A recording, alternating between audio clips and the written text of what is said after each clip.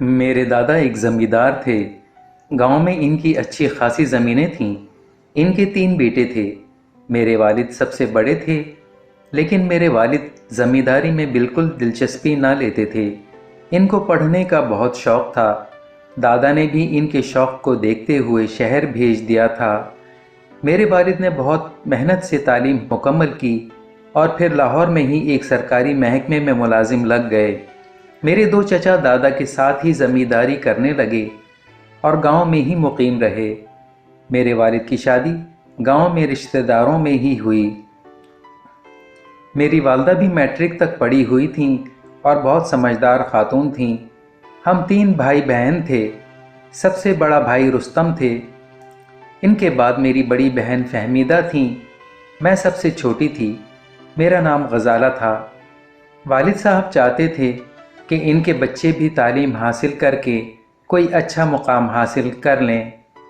میرے بھائی رستم نے MBA کر لیا اور ایک بینک میں مینیجر کی ملازمت اختیار کر لی۔ ہم بہنوں نے بھی گریجویشن کر لیا تو والدہ کو ہماری شادی کی فکر ہو گئی۔ وہ ہماری نوکری کرنے کے حق میں نہیں تھیں۔ وہ چاہتی تھیں کہ ہم اپنے گھروں کی ہو جائیں۔ ہم دونوں بہنوں کی عمر میں صرف 1 سال کا فرق ہی تھا، اس لیے ہم دونوں ایک جیسی ہی لگتی تھیں، بلکہ اکثر لوگ تو ہمیں جڑواں بہنیں ہی سمجھتے تھے۔ والد ہم دونوں کی طرف سے بہت فکر مند تھے، چاہتے تھے کہ خاندان میں ہی رشتہ کریں۔ غیروں پر بھروسہ کرنے کے لیے وہ تیار نہ تھے۔ انہی دنوں بھائی کے بینک میں ایک نیا لڑکا نیا بھرتی ہو کر آیا، جس کا نام فرحان تھا اور کیشیئر کی پوسٹ پر کام کرتا تھا۔ اچھا خوبرو نوجوان تھا، نوکری کے ساتھ ساتھ اپنی تعلیم بھی جاری رکھے ہوئے تھا۔ کچھ عرصے بھائی کے ساتھ کام کرنے کے بعد بھائی کو اندازہ ہو گیا کہ وہ لڑکا انتہائی محنتی اور دیانتدار ہے، صرف اپنے کام سے کام رکھتا ہے، اس کا کوئی دوست بھی نہیں تھا۔ بحیثیت بینک مینیجر بھائی اس کو پسند کرنے لگے اور ان کا رویہ فرحان کے ساتھ دوستانہ ہو گیا، لیکن وہ ہر وقت سنجیدہ رہتا، زیادہ بات بھی نہ کرتا تھا۔ بھائی سمجھ گئے کہ اس کے ساتھ کوئی مسئلہ ہے۔ انہوں نے باتوں باتوں میں پتہ چلا لیا کہ وہ دنیا میں تنہا ہے، نہ ماں باپ ہیں، نہ کوئی بھائی بہن اور نہ کوئی رشتہ دار۔ بھائی کو بڑا عجیب لگا کہ یہ کیسے ہو سکتا ہے کہ اس کا کوئی بھی رشتہ دار نہ ہو، لیکن انہوں نے اس کو زیادہ کریدنا مناسب نہ سمجھا۔ وہ پہلے ہی بہت دکھی تھا، کسی قسم کے سوال جواب کر کے مزید دکھی کرنا مناسب نہ تھا۔ اب بھائی بھی اس کی دل جوئی کرتے رہتے۔ آہستہ آہستہ وہ بھائی کے ساتھ گھل مل گیا اور کھل کر باتیں کرنے لگا۔ اب بھائی کبھی کبھی اس کو گھر بھی لے آتے تھے تاکہ اس کا احساس محرومی کچھ کم کر سکیں۔ میرے والد بھی اس سے گپ شپ کرنے لگے۔ والد صاحب کہتے تھے کہ فرحان بہت ذہین لڑکا ہے، ہر موضوع پر دلائل کے ساتھ بات کرتا ہے۔ ایک دن گاؤں سے میرے چچا بمائے اپنی فیملی لاہور ہمارے گھر آئے۔ ہم سمجھے ویسے ہی ملنے آئے ہوں گے، لیکن بعد میں پتہ چلا کہ اس دفعہ وہ خاص مقصد سے ہمارے گھر آئے ہیں۔ میرے چچا کے 2 بچے تھے، ایک بیٹا واجد اور دوسری بیٹی رضیہ۔ چچا کے ان دونوں بچوں نے صرف میٹرک تک تعلیم حاصل کی تھی۔ واجد زمینداری میں چچا کا ہاتھ بٹاتا تھا۔ دراصل چچا اپنے بیٹے واجد کا رشتہ میری بہن فہمیدہ کے لیے لے کر آئے تھے۔ میرے والد تو چاہتے ہی یہ تھے کہ بچوں کے رشتے خاندان میں ہی ہوں، حالانکہ واجد کی تعلیم فہمیدہ سے کم تھی۔ اس کے باوجود ان کی نظر میں اس سے اچھی اور کیا بات ہو سکتی تھی کہ بیٹی اپنے ہی گھر میں بیاہ کر جائے۔ لڑکا اپنا دیکھا بھالا تھا۔ ابو واجد کے عادات و اطوار سے بخوبی واقف تھے۔ دوسرے چچا کافی مالدار تھے، بڑی سی حویلی، نوکر چاکر، سبھی کچھ تو تھا۔ بیٹی عیش کرے گی، یہ سوچ کر انہوں نے فوراً خوشی خوشی ہاں کر دی۔ اس طرح میری پیاری بہن فہمیدہ، جو میری بہن کم اور میری دوست زیادہ تھی، بیاہ کر چچا کے گھر گاؤں چلی گئی۔ میرے چچا اور چچی میری بہن فہمیدہ کا بہت خیال رکھتے تھے۔ واجد بھی اس سے بہت محبت کرتا تھا۔ ہم سب مطمئن ہو گئے اب والد کو میری شادی کی فکر ستانے لگی۔ وہ میرا رشتہ بھی خاندان میں کرنا چاہتے تھے، لیکن خاندان میں اب کوئی جوان لڑکا موجود نہ تھا۔ میرے دوسرے چچا کی بھی 2 بیٹیاں تھیں، کوئی بیٹا نہیں تھا۔ دور پرے کے رشتہ داروں کی طرف سے بھی کوئی رشتہ آنے کی امید نظر نہیں آ رہی تھی۔ ایک دن بھائی رستم نے والد سے کہا کہ فرحان بہت اچھا لڑکا ہے، بہت محنتی اور دیانتدار ہے، آگے پیچھے بھی کوئی نہیں، کیوں نہ ہم غزالہ کا رشتہ فرحان کے ساتھ کر دیں؟ والد صاحب نے فوراً انکار کر دیا۔ انہوں نے کہا کہ یہ ٹھیک ہے کہ وہ بہت اچھا لڑکا ہے اور غزالہ کو ساس سسر نند دیور کا بھی کوئی مسئلہ نہیں ہوگا، لیکن ہمیں یہ نہیں پتا کہ وہ کس خاندان سے ہے، کس نسل سے ہے۔ بیٹا شادی بیاہ کرتے وقت ان سب باتوں کا خیال رکھا جاتا ہے، اور پھر وہ معمولی کیشیئر ہے، اپنا مکان تک نہیں، کرائے کے مکان میں رہتا ہے۔ میں نہیں سمجھتا کہ وہ ہماری غزالہ کی ضروریات پوری کر سکے گا اور اسے خوش رکھ سکے گا۔ بھائی خاموش ہو گئے اور انہوں نے زیادہ اصرار نہیں کیا۔ والد صاحب اپنی سی کوشش کرتے رہے کہ خاندان سے کوئی رشتہ نکل آئے، لیکن ایسا نہ ہو سکا۔ ادھر فہمیدہ کی شادی کو 1 سال ہو گیا تھا۔ اللہ تعالیٰ نے اس کو ایک بیٹی سے نواز دیا تھا۔ اس کے سسرال والے بہت خوش تھے۔ میری چچی فہمیدہ کے بہت ناز نخرے اٹھاتیں۔ میری بہن واقعی چچا کے گھر راج کر رہی تھی۔ اب والد نے خاندان سے نا امید ہو کر خاندان سے باہر بھی میرا رشتہ تلاش کرنا شروع کر دیا تھا۔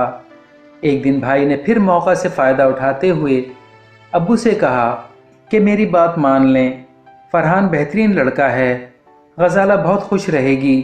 آخر ابو نے نہ چاہتے ہوئے بھی بھائی کی بات مان لی۔ فرحان بھی چاہتا تھا کہ وہ ہماری فیملی کا حصہ بن جائے۔ اس طرح میں فرحان کی دلہن بن کر اس کے چھوٹے سے کرائے کے مکان میں چلی گئی۔ فرحان کو میں نے بھی بہت نیک اور مخلص پایا، لیکن وہ میرے ساتھ بھی زیادہ بات نہ کرتا تھا، لیکن میرا بہت خیال رکھتا تھا۔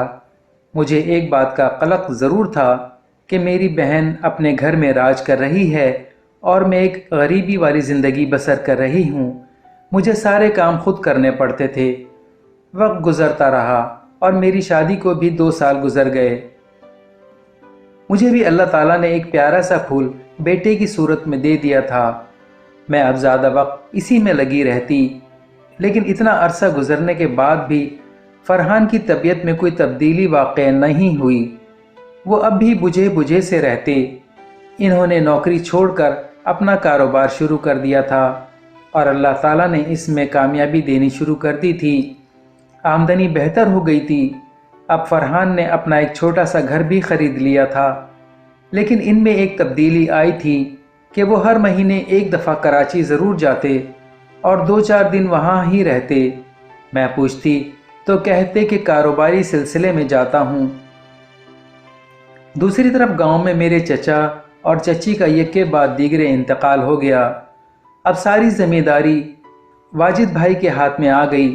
اب سارا روپیہ پیسہ ان کے ہاتھ میں تھا۔ آہستہ آہستہ ان کو غلط قسم کے دوستوں نے گھیرنا شروع کر دیا۔ وہ ان کو ناچ گانے والیوں کے پاس لے جانے لگے۔ انہوں نے شراب پینی بھی شروع کر دی۔ بیوی کے ساتھ بھی ان کا رویہ تبدیل ہو گیا۔ اگر فہمیدہ ان سے کچھ پوچھتی تو اس پر تشدد کرتے۔ پہل تو انہوں نے امی ابو سے یہ بات چھپا کر رکھی، لیکن آخر گاؤں والوں سے فہمیدہ کے حالات کا پتہ چل گیا۔ امی ابو نے خاندان کے دوسرے افراد کے ساتھ مل کر ان کو سمجھانے کی بہت کوشش کی، لیکن وہ جس راستے پر چل پڑے تھے وہاں سے ان کو واپس لانا بہت مشکل کام تھا۔ میری بہن فہمیدہ جو چچا چچی کے دور میں وہاں راج کر رہی تھی، اب اس کی حالت نوکرانیوں سے بدتر ہو چکی تھی۔ ادھر میرے شوہر فرحان کا بزنس ترقی کی منازل طے کر رہا تھا۔ فرحان نے اب ایک نہایت خوبصورت بنگلہ خرید لیا تھا۔ ہم اس میں شفٹ ہو گئے تھے۔ اب میرے گھر میں بھی نوکر چاکر تھے۔ ایک دن فرحان میرے پاس آ کر بیٹھ گئے اور مجھ سے کہا کہ غزالہ تم کتنی اچھی ہو، تم نے میرا بہت ساتھ دیا ہے اور کبھی بھی مجھ سے کوئی شکایت نہیں کی ہے۔ میں تمہارا بہت احسان مند ہوں۔ آج میں تمہیں بتاتا ہوں کہ میں ہر مہینے کراچی کیوں جاتا ہوں۔ یہ سن کر میں خوفزدہ ہو گئی۔ میں یہ سمجھی کہ وہ کہیں گے کہ میں نے کراچی میں دوسری شادی کر لی ہے، کیونکہ کبھی کبھی میرے دل میں ایسے وسوسے پیدا ہوتے تھے۔ میں خاموشی سے سر جھکا کر بیٹھ گئی اور بری خبر سننے کے لیے اپنے آپ کو تیار کرنے لگی۔ فرحان نے کہنا شروع کیا، غزالہ، میں نے ہمیشہ ہی یہ بتایا تھا کہ میرا اس دنیا میں کوئی نہیں ہے، لیکن آج میں تمہیں بتا رہا ہوں کہ میرے اپنے بھی اس دنیا میں موجود ہیں۔ میں جب چھوٹا تھا تو میری والدہ کا انتقال ہو گیا۔ میرے والد نے کچھ ہی دنوں بعد دوسری شادی کر لی۔ میری سوتیلی ماں نے کبھی مجھے اپنا بیٹا نہیں سمجھا، وہ مجھ پر بہت ظلم کرتی تھیں۔ میرے والد بھی سوتیلی ماں کی باتوں میں آ کر مجھ کو بہت مارتے تھے۔ پھر میری سوتیلی ماں بھی ماں بن گئیں۔ ان کے یہاں بھی ایک بیٹا پیدا ہوا۔ وہ دونوں اس کے بہت لاڈ اٹھاتے تھے، جبکہ مجھ پر بہت ظلم کرتے تھے۔ آخر ایک دن میں ان کے ظلم سے تنگ آ کر گھر چھوڑ کر بھاگ گیا اور یتیم خانے پہنچ گیا، جہاں مجھے بہت محبت ملی اور میرا بہت خیال رکھا گیا۔ میں نے وہاں اپنی تعلیم مکمل کی اور پھر بینک میں نوکری کر لی۔ اس کے بعد کا تو تمہیں پتہ ہے۔ لیکن میں کراچی کیوں جاتا تھا؟ اس کی وجہ یہ ہے کہ ایک مرتبہ میرا کاروباری سلسلے میں کراچی جانا ہوا۔ وہاں مجھے خیال آیا کہ چلو چل کر دیکھتے ہیں کہ میرے ماں باپ کس حال میں ہیں۔ میں اپنے گھر گیا تو پتہ چلا کہ میرے والدین تو اولڈ ایج ہوم میں رہتے ہیں۔ میرے سوتیلے بھائی نے ان کو وہاں داخل کرا دیا ہے اور خود اپنی بیوی کے ساتھ ملک سے باہر چلا گیا ہے۔ اب وہ ان کو پوچھتا بھی نہیں ہے۔ مجھے یہ جان کر بہت دکھ ہوا۔ آخر وہ میرے والدین تھے۔ میں ان کے پاس گیا اور ان کے قدموں میں بیٹھ کر ان سے معافی مانگی۔ وہ بھی مجھ سے بہت اچھے طریقے سے ملے۔ وہ اپنے کیے پر نادم تھے۔ میں نے ان کو ایک فلیٹ خرید کر دیا۔ وہ لوگ اب اس میں رہتے ہیں۔ میں ہر مہینے ان کی قدم بوسی کے لیے جاتا ہوں۔ یہ سن کر میری آنکھوں سے آنسو جاری ہو گئے۔ میں بہت روئی۔ میں نے کہا، فرحان، آپ انسان نہیں فرشتہ ہو۔ آپ نے سب کا حق ادا کر دیا۔ اب آپ کو میری بات ماننا پڑے گی۔ انہوں نے پوچھا، کیا بات؟ میں نے کہا کہ ابھی کراچی چلیں۔ ہم امی ابو کو اپنے ساتھ لاہور لے کر آئیں گے اور وہ ہمارے ساتھ ہی رہیں گے۔ وہ میری بات سن کر بہت خوش ہو گئے اور ہم کراچی جا کر امی ابو کو اپنے ساتھ لاہور لے آئے۔ میری زندگی میں اللہ تعالیٰ نے خوشیاں ہی خوشیاں بھر دی تھیں۔ ادھر میری بہن فہمیدہ کے ساتھ ایک ظلم اور ہو گیا۔ ایک دن ان کے شوہر واجد ایک بازاری عورت کو بیاہ کر گھر لے آئے۔ فہمیدہ یہ برداشت نہ کر سکی اور بیمار پڑ گئی۔ میرے والد جا کر فہمیدہ کو اپنے پاس لے آئے، لیکن اس کی حالت بگڑتی چلی گئی اور ایک دن وہ اس جہان فانی سے کوچ کر گئی۔ آج میرے والد پچھتاتے ہیں، کہتے ہیں کہ خاندان میں شادی کرنے کا میرا فارمولہ غلط ثابت ہوا۔